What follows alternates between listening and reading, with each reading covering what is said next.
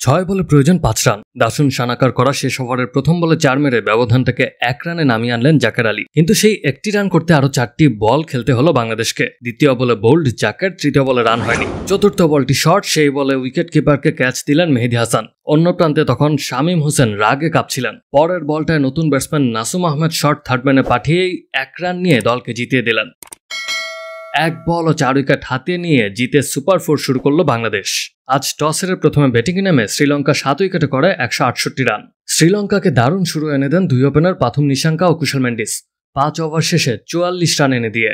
তবে এরপরেই ২২ রানে ৩ উইকেট নিয়ে ম্যাচে ফিরে বাংলাদেশ। কিন্তু শেষটায় প্রতিপক্ষের রানের চাকা টেনে ধরতে পারেননি শরীফুল ইসলাম, তাসকিন আহমেদরা।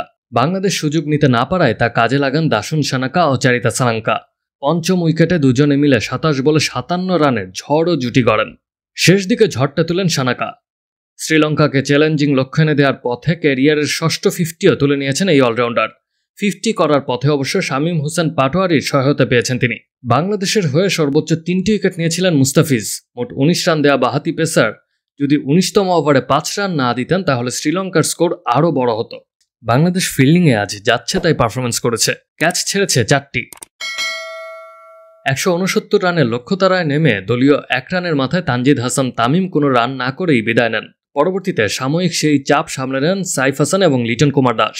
৫০ রানের জুটিও পার করেন এই দুই ব্যাটসম্যান। তবে দলীয় ৬০ রানে লিটন ফিরে যান ব্যক্তিগত ২৩ রান করে। এরপর সাইফ একাই বাংলাদেশের ইনিংসকে টেনে নিয়ে যান। তাকে সঙ্গ দেন তাওহিদ হৃদয়। সাইফ তুলে নেন ক্যারিয়ারের দ্বিতীয় অর্ধশতক।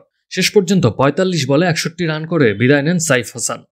অফ ফর্মে থাকা তাওহিদ হৃদয় খেলেছেন ৩৭ বলে ৫৮ রানের একটি দারুণ ইনিংস। শেষ ওভারের বাকি নাটক শেষে শেষ পর্যন্ত বাংলাদেশ পেয়ে যায় ৪ উইকেটের জয়।